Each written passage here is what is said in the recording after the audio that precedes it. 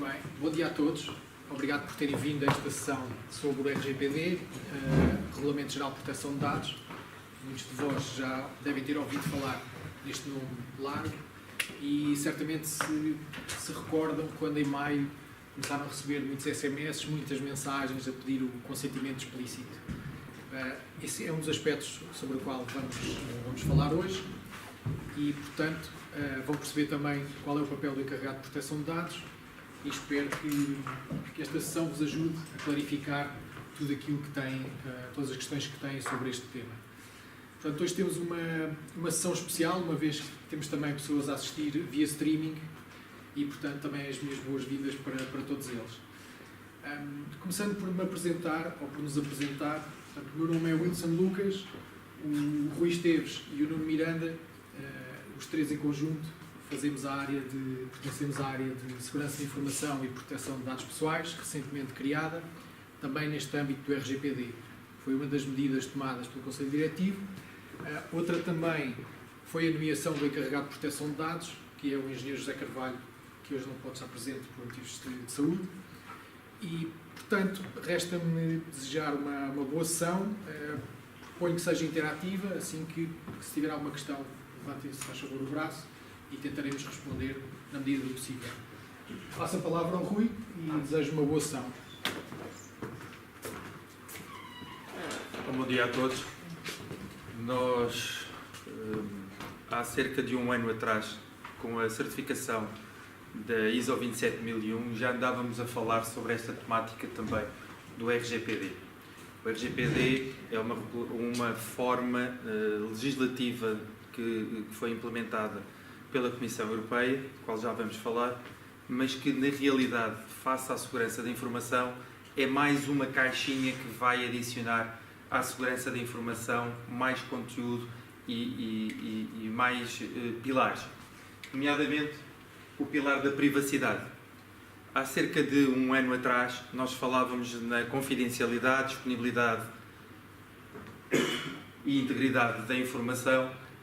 Agora, com o RGPD, nós viemos introduzir o pilar da privacidade, que não é nada mais do que o direito à reserva de informações pessoais e à vida pessoal. Este pilar vem reforçar, de certa forma, toda esta problemática da segurança da informação, para que chamarmos a atenção não só para os dados que nós temos nas nossas bases de dados, ou em toda a informação que nós temos que proteger, mas dar também mais ênfase à privacidade dos dados pessoais. O RGPD veio alterar alguns destes paradigmas e estes paradigmas que nós vamos falar hoje aqui um bocadinho nesta sessão de esclarecimento. Todos nós somos responsáveis pela segurança da informação, todos nós somos responsáveis pela proteção dos dados pessoais nossos e de todos aqueles que nos são dados à nossa guarda. Contudo, no Instituto de Informática foram criadas aqui algumas formas de fazer mais relevo, dar mais ênfase a esta problemática. Foi criada a área de Segurança da Informação e Proteção de Dados. Dentro dessa área, coincidentemente, está o responsável pelo Sistema de Gestão da Segurança de Informação, que é o Nuno Miranda, e o responsável pelo processo de segurança de informação, que sou eu. O RGPD veio criar uma figura nova. O Instituto de Informática, pelo RGPD, foi obrigado a criar esta figura, que é o encarregado de proteção de dados. O encarregado de proteção de dados, que nós já vamos mais à frente explicar o que é o encarregado de proteção de dados, é uma figura que o RGPD obriga para todos os organismos públicos e todas as empresas privadas acima dos 250 trabalhadores. E todas as empresas que lidem com dados pessoais, mesmo que tenham menos que os 250 trabalhadores. Mas mais à frente já vamos explicar esta funcionalidade nova. O RGPD é um regulamento novo que entrou em vigor em 25 de maio de 2018, contudo ele foi publicado a 27 de abril de 2016. A Comissão Europeia deu 2 anos aos Estados-membros para se porem em compliance com esta legislação, para que todos, de uma forma uniforme, possamos estar a trabalhar da mesma maneira. O RGPD é uma lei de transcrição direta para a legislação de todos os países todos os países membros da União Europeia e, como tal, O RGPD é para ser cumprido da mesma forma em qualquer um destes países, com mais uma nuance que nós vamos falar à frente, que também é aplicado fora do território da Comunidade Europeia, em situações especiais. O RGPD, na realidade, vem conciliar todas as legislações que existiam nos países da Comunidade Europeia. Havia países com legislação mais branda, outra mais pesada, com sanções, outras sem sanções, face ao Regulamento Geral, face à privacidade dos dados. O Regulamento Geral vem conciliar estas legislações e vem uniformizar toda a legislação utilizada. Veio revogar algumas coisas, veio criar outras coisas novas, mas a grande base é que ela vai conciliar todos os países numa única legislação aplicável.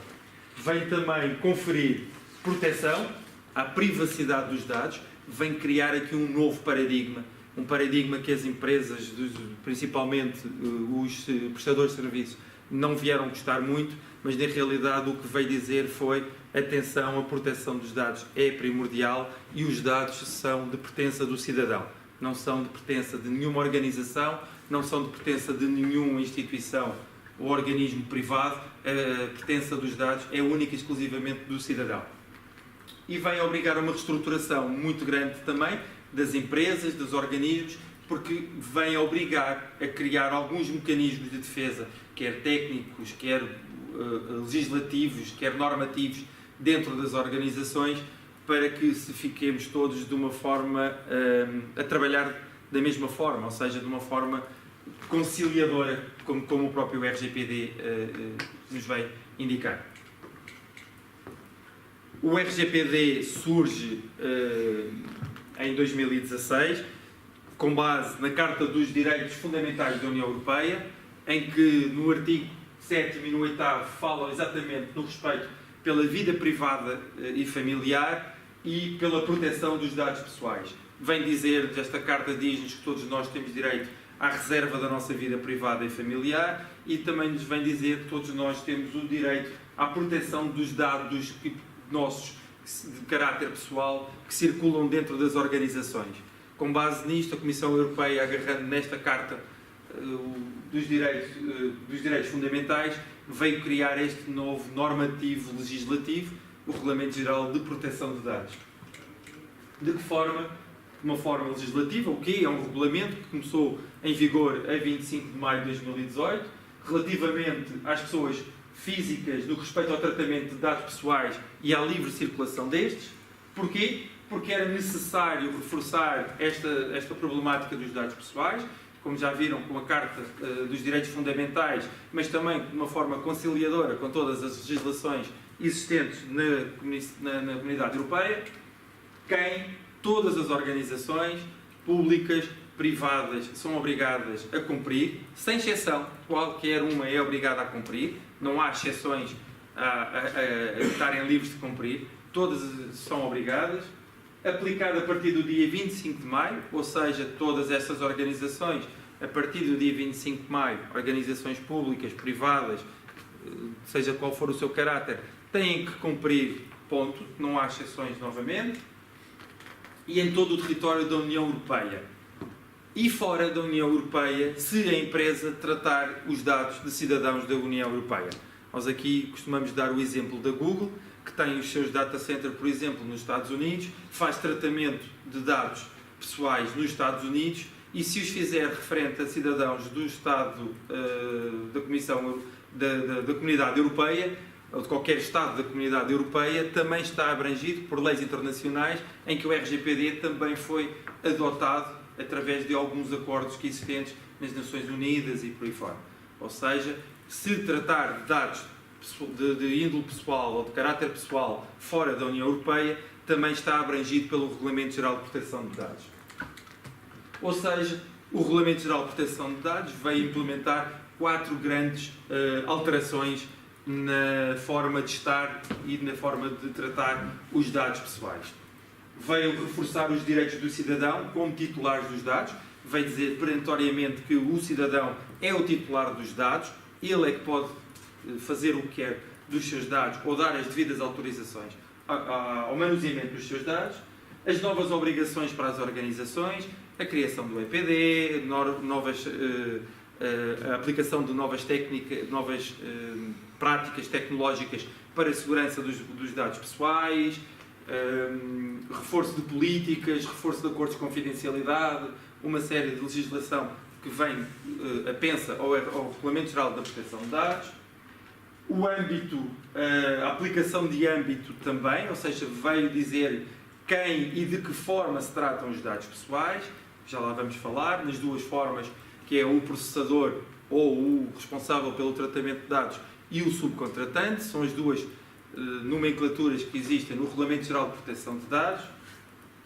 E, por fim, a orientação, regulação e aplicação efetiva de coimas. Foi aquilo que todos nós já ouvimos falar ao longo destes tempos, nos 400, 20 milhões de euros. Vamos tentar também aqui explicar como é que isso é aplicável e de que forma é que isso é aplicável na legislação e transporte para a legislação comunitária. Falar no âmbito, que era aquilo que eu há bocado estava a falar, vamos falar nomeadamente no caso do Instituto de Informática, como exemplo. O Instituto de Informática tem um duplo caráter. Tem o caráter de responsável pelo tratamento dos seus dados, nomeadamente na relação de contrato com os colaboradores, ou seja, um colaborador tem uma relação legislativa ou contratual com essa empresa, com a empresa, e neste caso os nossos recursos humanos com os seus colaboradores têm uma relação de tratamento direto. Os recursos humanos são responsáveis pelo tratamento, ou seja, são processadores, neste caso. No core business do Instituto de Informática, já nós somos subcontratantes, ou seja, os responsáveis pelo tratamento dos dados serão os nossos parceiros, nomeadamente o ISO, o IGF, o CIT e por aí fora. Eles é que são os responsáveis pelos dados e nós estamos na função de subcontratantes. E como subcontratantes temos também nós responsabilidades perante o nosso parceiro, perante a sociedade dos dados. Ou seja, neste caso, o Instituto de Informática, neste exemplo que eu dei, é por um lado responsável pelo seu tratamento dos seus dados internos, a relação colaborador-instituição, e é como subcontratante no core business que tem, que é no processamento dos dados pessoais das bases de dados que nós temos, que são pertença dos nossos parceiros. O RGPD vem criar obrigações para as organizações, obrigações estas que são, mesmo para serem cumpridas com pena de algumas delas sofrerem algumas penalizações ou advertências por parte das autoridades nacionais, e o dever da transparência e da responsabilidade, o reforço da segurança dos dados na competência técnica de sistemas, a obrigatoriedade de efetuar avaliações de impacto ou Privacy Impact Assessments e notificação obrigatória em 72 horas. Estas obrigações são para as organizações, são para as empresas, são obrigações mesmo descritas na lei, em que referencia a transparência e a responsabilidade. Lá está, a organização tem que ser transparente no tratamento dos dados e nos dados que tem. O cidadão, se quiser saber quais são os seus dados que a organização tem e que tratamentos ou processamentos são feitos sobre os seus dados, a organização é obrigada a informar, a mostrar. Não há nada escondido, o cidadão tem o livre direito de o exercer. O reforço pela segurança dos dados componentes técnicas, aquilo que começámos a falar há bocadinho, vem aumentar o reforço destas componentes técnicas para a segurança da privacidade, ou seja, cada organização é obrigada a fazer este reforço e a comprovar este reforço. A realização da avaliação de impactos.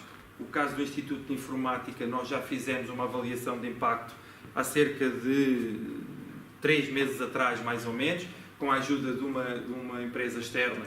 Fizemos todo o assessment a todos os tratamentos que nós temos e processos que nós temos na casa, para de forma a estarmos em compliance com o Regulamento Geral de Proteção de Dados, mas teremos que fazer sempre mais avaliações, sempre que houver um tratamento novo. O Regulamento Geral de Proteção de Dados vai-nos dizer que sempre que haja um novo tratamento e que seja novo e que apareça de forma nova tem que vir acompanhado de uma avaliação de impacto, nomeadamente do encarregado de proteção de dados. O encarregado de proteção de dados, lá está, que também é o responsável pela notificação obrigatória à fuga dos dados pessoais, e o Regulamento Geral de Proteção de Dados diz que é em 72 horas. Este encarregado de proteção de dados, para além de estas obrigatoriedades de fazer a avaliação de impacto, da notificação, é ele também o garante da casa e do cidadão para que a casa funcione, as organizações funcionem de acordo com o Regulamento Geral de Proteção de Dados. É uma espécie de, que nós costumamos dizer que é uma espécie de provedor dos dados pessoais. É uma obrigatoriedade do artigo 32 do RGPD, e nós na casa já temos o nosso encarregado de proteção de dados nomeado também, é o engenheiro José Carvalho, que tem o seu contacto na intranet, nos dados todos que são necessários, nas políticas de privacidade, mas também tem o seu contacto registado na Comissão Nacional de Proteção de Dados, e é este contacto direto também do encarregado de proteção de dados com a Comissão Nacional de Proteção de Dados e com o cidadão, porque é ele que responde diretamente ao cidadão, é ele que responde diretamente aos parceiros, é ele que responde diretamente à Comissão Nacional de Proteção de Dados, que é a parte mais fundamental do contacto e desta situação como que de um provedor existente dentro da organização. Ele é o responsável em caso de um data breach, ou fuga de dados, no caso do Instituto de Informática,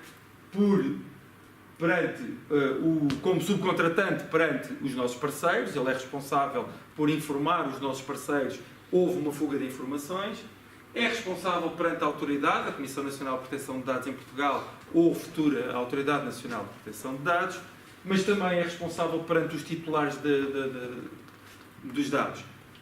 Não queremos imaginar, se houver uma fuga de 10 milhões de dados, como é que irá ser feita esta comunicação, mas a legislação nova, este Regulamento Geral de Proteção de Dados, diz que temos 72 horas para comunicar ao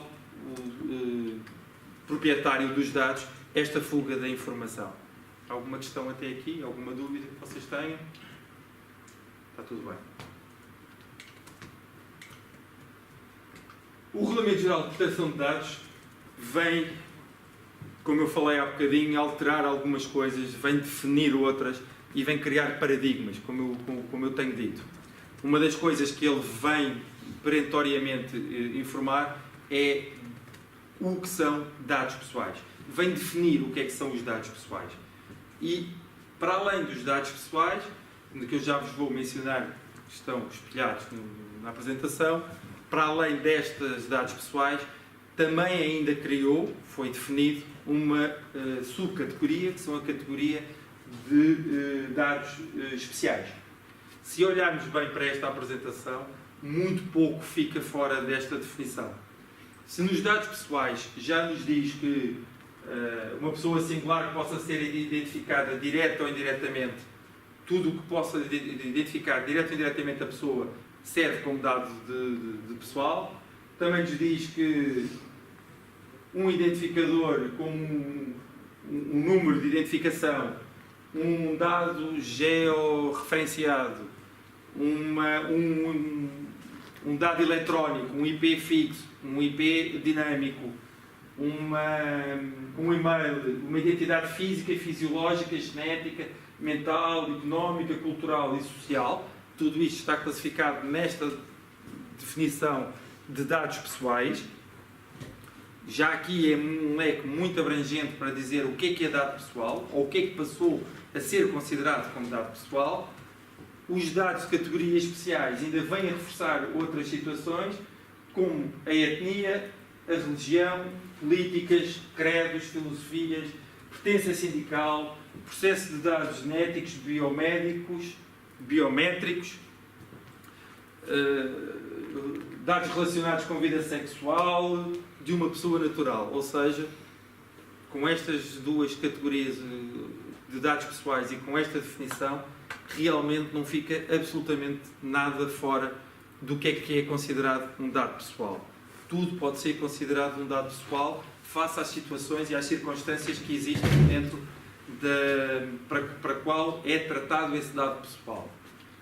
Mas O RGPD não fica por aqui, no meio define o que é que são dados pessoais, o que é que está dentro da categoria dos dados especiais e, como é óbvio, tinha que também referir o que é e definir o que é considerado, a partir de 25 de maio de 2018, um tratamento. E nós podemos começar com tudo o que sejam mais automatizados ou não automatizados da recolha de dados pessoais, nomeadamente a própria recolha dos dados pessoais é um tratamento já que está a ser feito, registro, organização, estruturação, conservação, adaptação, alteração, recuperação, consulta, utilização e divulgação por transmissão.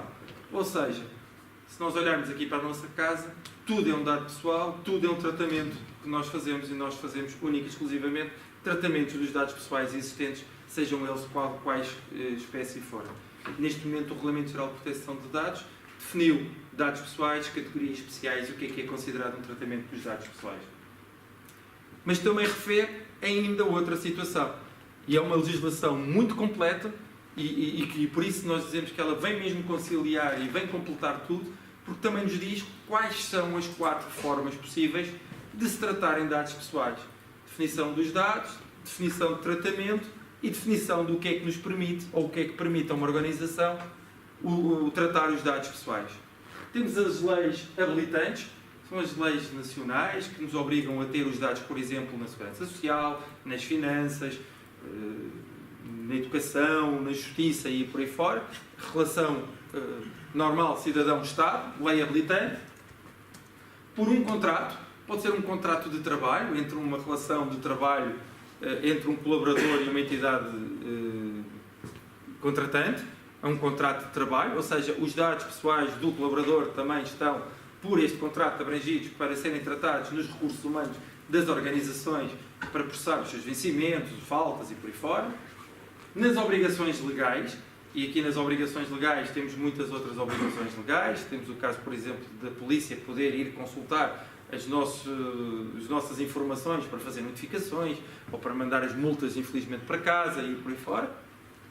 E, em último caso, aquilo que nós fomos bombardeados durante o fim do mês de maio e até um bocadinho antes do fim do mês de maio, aquilo que nós recebemos como SMS ou como e-mails, que era o consentimento explícito. É o último caso, a última forma que nós temos, ou que as organizações dispõem para poder tratar os dados pessoais. Uma forma que mais para as entidades privadas, que não tinham qualquer tipo de lei habilitante ou contrato com o cidadão, para poderem tratar os dados pessoais. Só existem estas 4 formas para podermos estar dentro da legalidade, dentro do RGPD, para tratar os dados pessoais. Alguma dúvida sobre esta forma? Alguma questão? Compreendo que estão todos a entender perfeitamente o que eu estou a dizer. Agora vem os direitos. Os direitos do cidadão. Ou seja, começámos por definir o que é o RGPD, já explicámos o que é um bocadinho o que é um regulamento, já falámos dos dados pessoais, já falámos de categorias especiais, já falámos do tratamento, já falámos no que é permitido ou o que é que nos permite fazer o tratamento. Agora vamos para o lado do cidadão um bocadinho e vamos ver os direitos que eles têm. E há 3 direitos que são novos e há 3 direitos que criaram um grande burburinho, digamos assim, nas sociedades todas. O primeiro direito vem logo à cabeça, nós começamos logo a pensar em coisas maravilhosas, que é o direito ao esquecimento ou direito ao apagamento.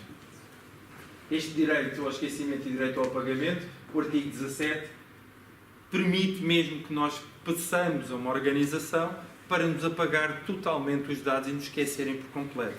Tenho uma questão. Posso pedir o direito ao esquecimento dos meus dados na AT? Não podes pedir os teus esquecimentos. Aliás, vamos por partes. De poder podes. Todos nós somos livres, temos o direito de pedir. Contudo, existe uma lei habilitante e o resultado que vai ser é não, obrigatoriamente. Se existe uma lei habilitante, não podemos apagar os nossos dados da AT, da Segurança Social, das polícias, e dava-nos um jeitão brutal para nos não cobrar impostos ou multas ou por aí fora. Este é o direito ao esquecimento. Já vou voltar outra vez ao direito ao esquecimento quando eu falar outra vez do direito à portabilidade dos dados. Porque eles acabam por estar todos interligados, estes direitos que nós temos. O segundo direito que vem também advém do RGPD é o direito à oposição a profiling. Isto é novo e é aquilo que habitualmente os supermercados ou empresas de telemarketing mais usam. É referenciarem grupos de pessoas para enviarem newsletters, por exemplo. Reparem dos exemplos que nós temos dado, não referindo marcas, imaginem que há um supermercado em que nós vamos lá e temos um cartão de fidelização e eles sabem que nós durante uma semana compramos queijo. Eles na semana seguinte agarram nessa informação e vão-nos mandar newsletter com cupons de promoção para nos venderem vinho para acompanharmos o queijo que compramos. Isto é profiling, é agrupar as pessoas por gostos, compras, etnias, seja o que for. O cidadão, a partir deste momento, tem direito a opor-se a este profiling, a este agrupamento de pessoas. Tem o direito de enviar um e-mail, uma comunicação à empresa que tem esse contrato ou não, que tem esse acordo ou com esse acordo explícito ou não, esse consentimento explícito, para dizer e revogar: eu a partir de hoje não quero ser mais identificado de forma alguma com o que for que eu queira comprar ou que eu faça. Direito à portabilidade dos dados. É muito utilizado não na administração pública, porque nós temos uma lei habilitante em que os nossos dados circulam entre a Segurança Social, a Justiça, a Educação, a AT e por aí fora. Não é muito para estes campos, mas é mais para os operadores de serviços. Imaginemos que eu tenho um telemóvel na marca X e quero passar para a marca Y. Eu vou à marca Y e digo: eu quero a partir de hoje que o meu número de telemóvel passe a pertencer à vossa gama, a pertencer ao vosso, fazer um contrato convosco. E quero que vocês, empresa Y, vão à empresa X e peçam os meus dados. A empresa X é obrigada, através do Regulamento Geral de Proteção de Dados, a transpor, a passar, a transmitir os dados diretamente para a empresa Y, sem que eu tenha que lá ir ou pedi-los, ou sem que eu tenha que estar a dar de novo os meus dados todos à empresa Y. Isto é o direito à portabilidade dos dados. É um direito que nós temos e o RGPD veio colocar um travão naquilo que habitualmente existia, que era um operador de telefones ou telecomunicações habitualmente dizia: não, estes dados são meus, foram recolhidos por mim, eu não os tenho que dar a ninguém. O RGPD vem dizer: não, esses dados não são da organização, esses dados são do cidadão e o cidadão transmite-os ou faz a portabilidade desses dados para onde quiser. E como eu disse há bocado, vou voltar aqui ao direito ao apagamento dos dados.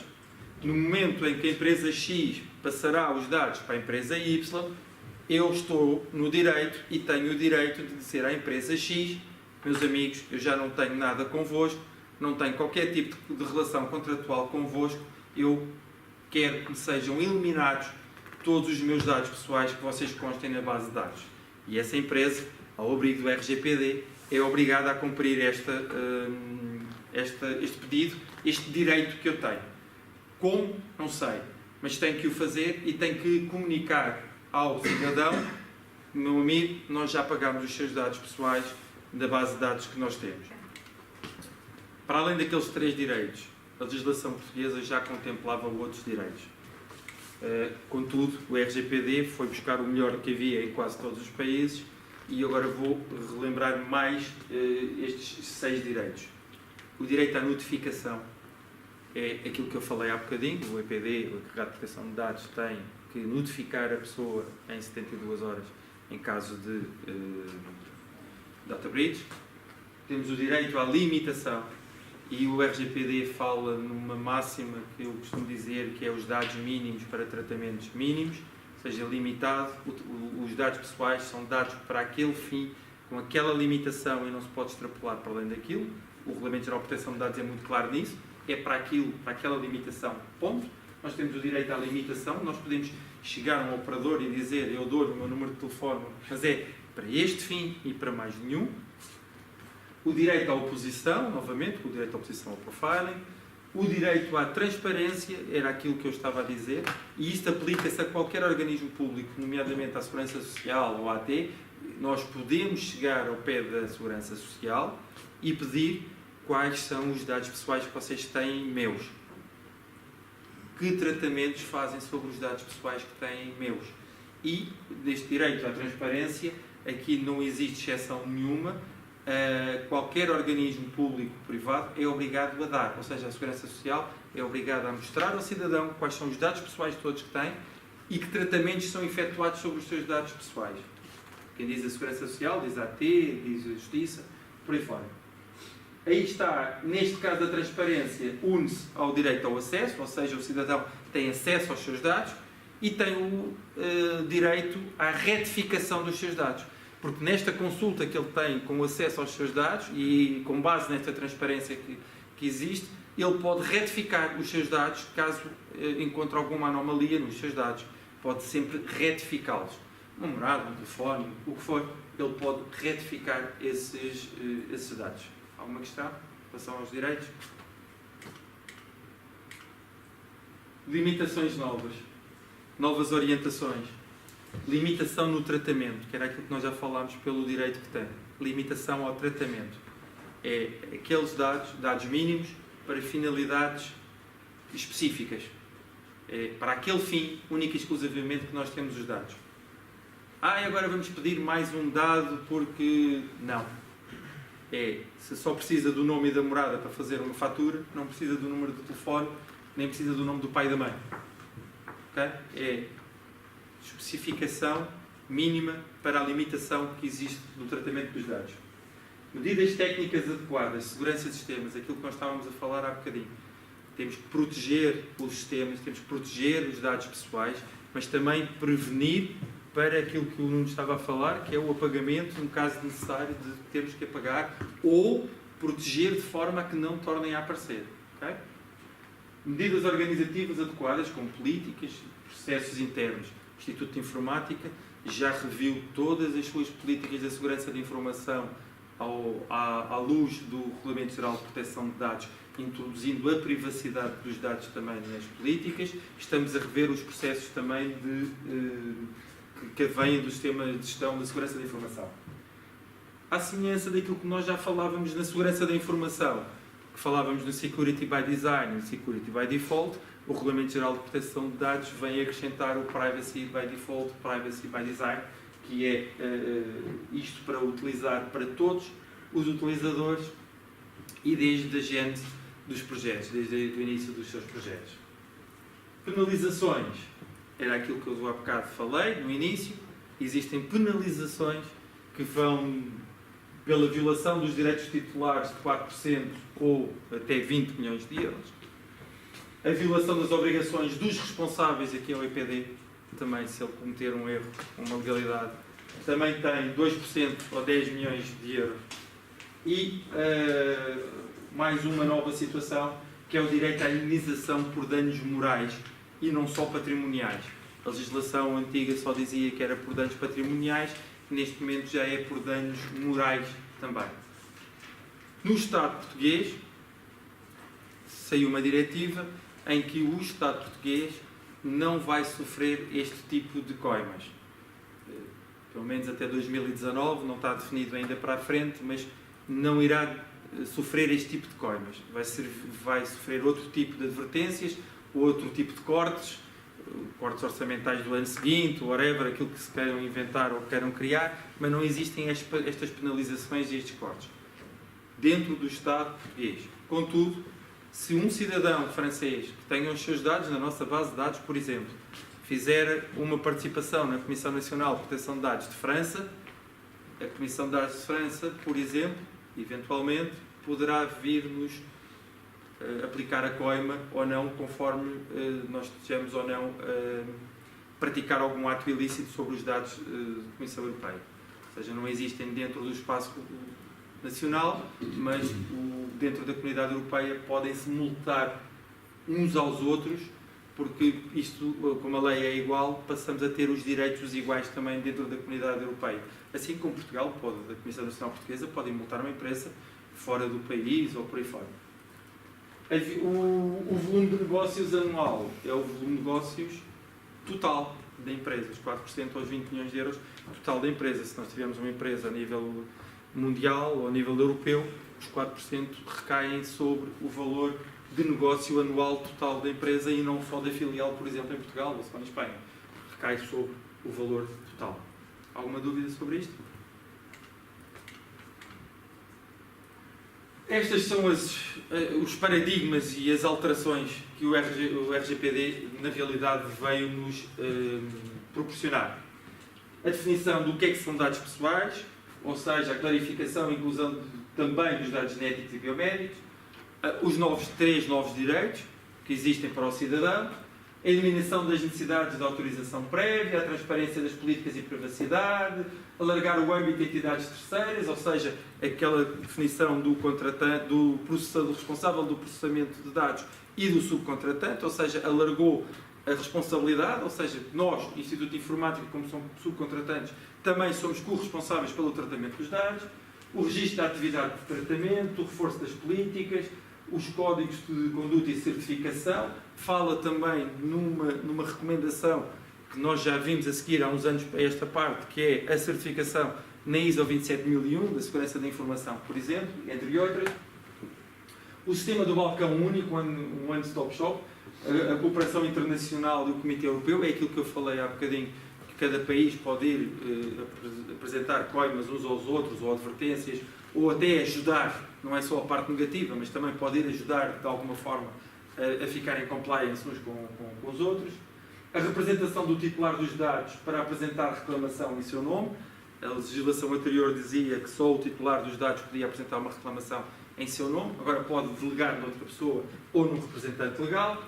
Um regime sancionatório mais rígido, aquilo que nós falámos, 4% aos 20 milhões de euros, os 2% aos 10 milhões de euros, e a aplicação a dados dos cidadãos residentes na União Europeia, mesmo com quem processa seja fora da União Europeia.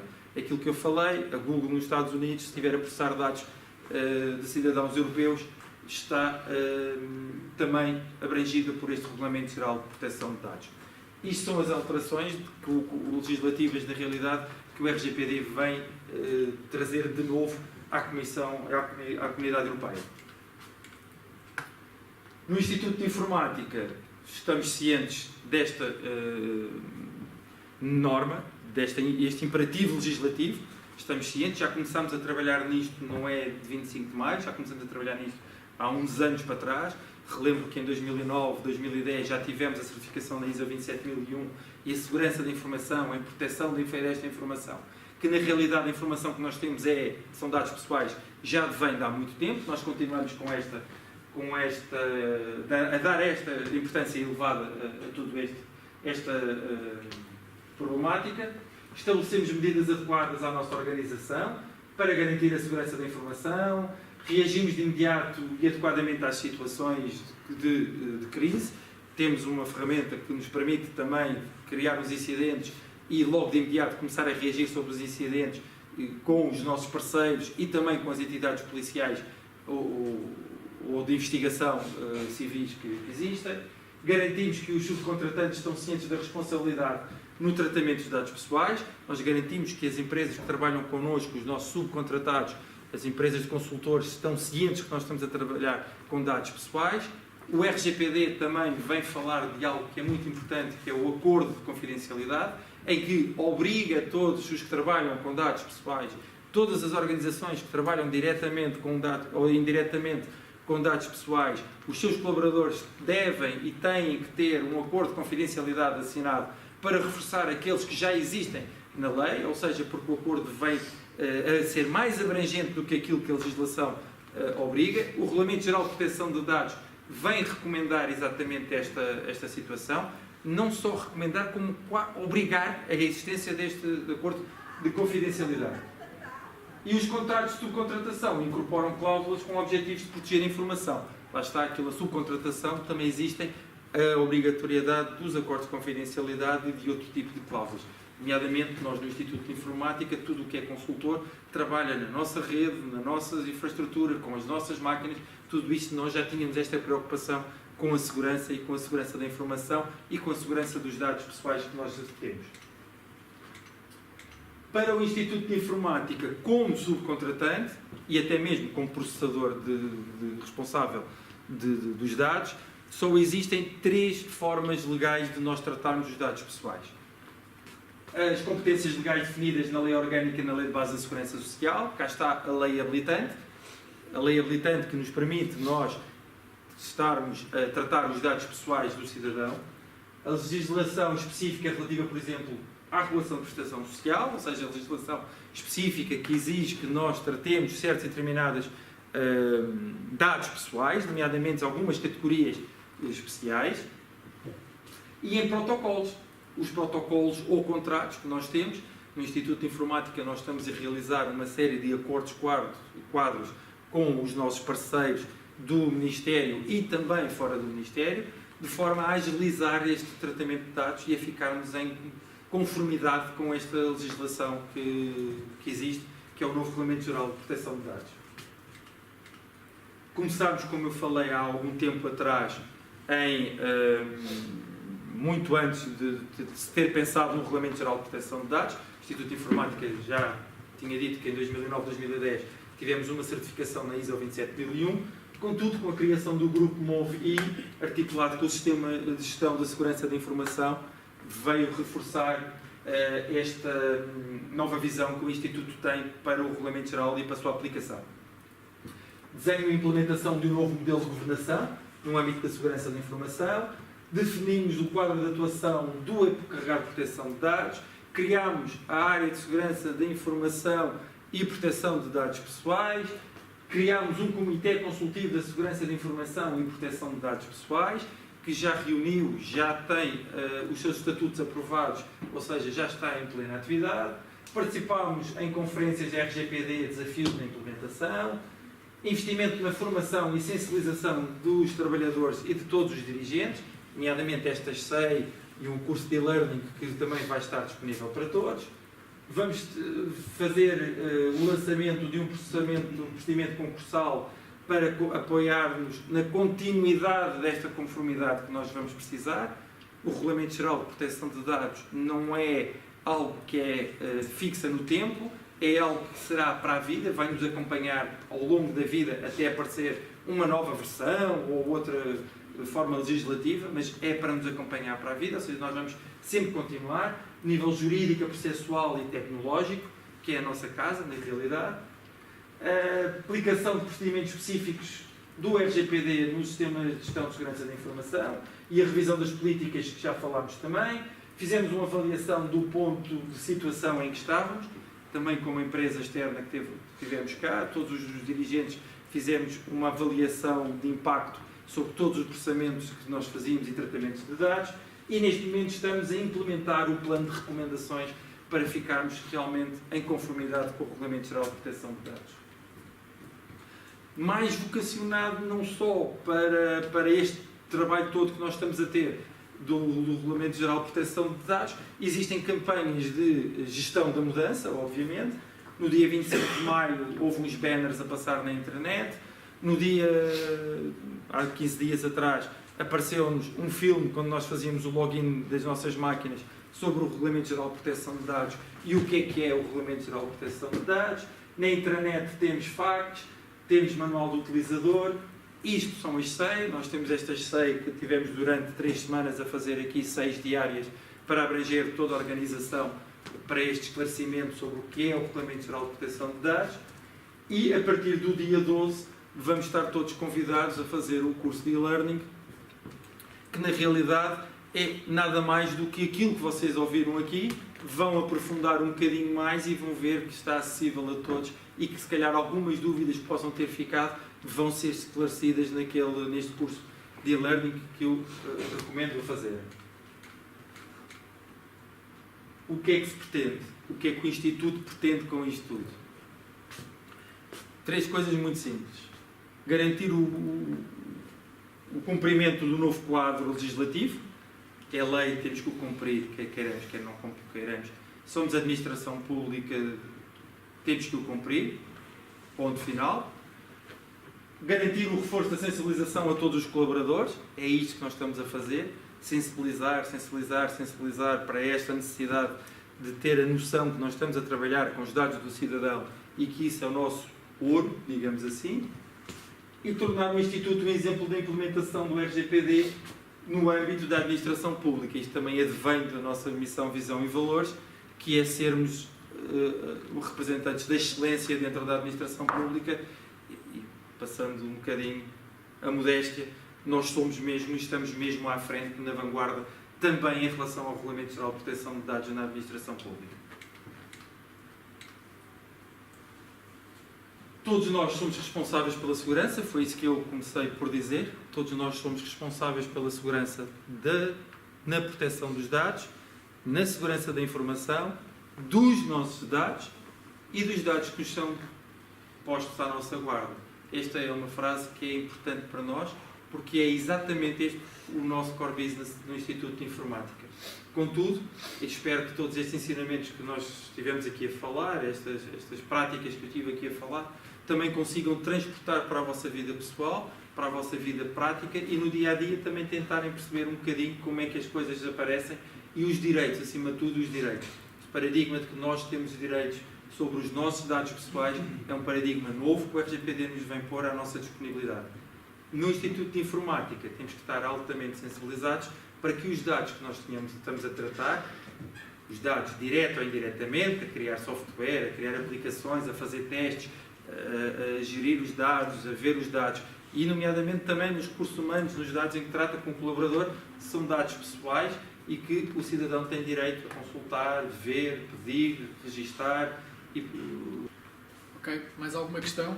Se não tiverem, então queria encerrar a sessão, agradecendo mais uma vez a vossa presença. Espero que tenha contribuído para clarificar algumas dúvidas que tenham sobre este regulamento. É um regulamento que, ao ser técnico-jurídico, não é um regulamento fácil, precisamente por esses dois motivos. Tem uma vertente técnica, tecnológica e uma vertente jurídica e, portanto, está sempre sujeito à interpretação. Daí as questões pertinentes que tiveram e as respostas que, às vezes, terão de ser enquadradas numa perspectiva legislativa. Portanto, resta-me agradecer a vossa presença. Muito obrigado e um resto de bom dia de trabalho. Obrigado.